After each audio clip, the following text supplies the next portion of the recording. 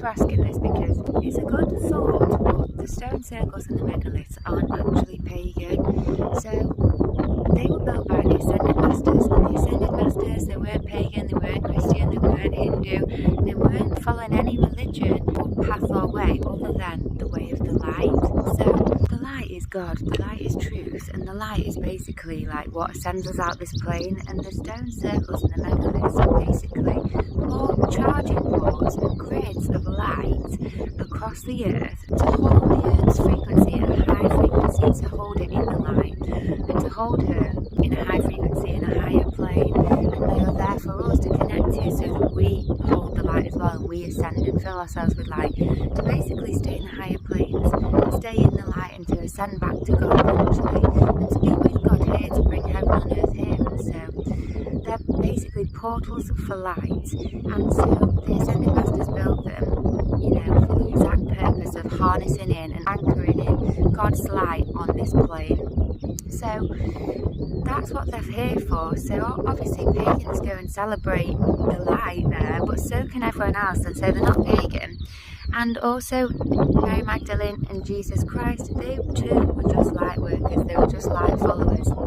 All religion comes from the one light of God, all paths come from the one light of God. Imagine the light of God, like the white light, and then what happens is when you shine a white light into a prism, it splits off into the 7 colours of the rainbow. So they're called the 7 rays, and the different colours, so they look different, but they all come from the same one white light. That's the same with all the different paths and all the religions. They're all from this one white light, this one truth of God, and they're just different expressions of the same truth. So all religions and all paths have light in them, but they are not exclusively, just one is the light and none of the others are. And what I do and what I teach and what I believe is that you can take the light from all of them and create your own path. As long as you're finding the light within yourself, and connecting to the light in nature and in the cosmos, and filling yourself with light to ascend, that's it. So it doesn't matter if you take bits and bobs from all the different religions and all the different paths, because they are all from this one white light at the end of the day. And the one white light is basically, the light is what we all need and want. So it's not even about different religions, it's about the light versus the night. It's as simple as that. Either you work for the light or the night, either you fill yourself with light or the night, either you create the light or the night. So Mary Magdalene and Jesus, they were just light workers, they were just light followers, they were just light leaders.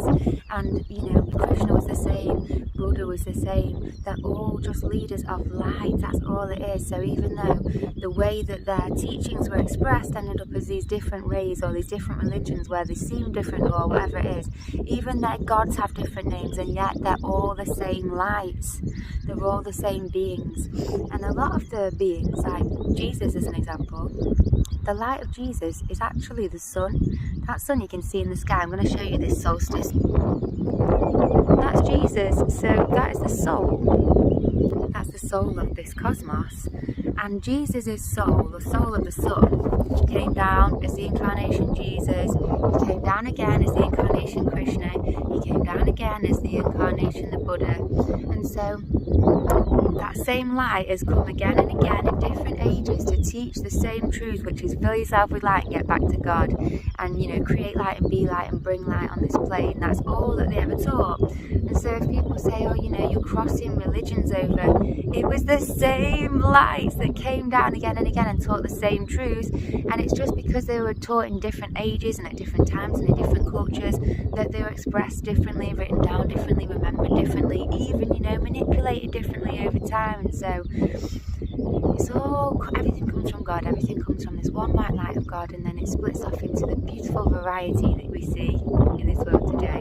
So light versus the night only. And so anyone of any creed, any colour, any religion, any whatever, anything can come to these places. You can say whatever spells they want and fill yourself with light. The other day in a song I just started singing Hare Krishna. I've never sang it in my life, I'm not even a Hare Krishna, and yet it filled me with light, it filled me with such a high vibrational energy, and I thought, wow, that's another little piece that I'm going to take from the different paths and add into my own path, and I might even write a song about it because it fills me with light, so it fills everyone else with light.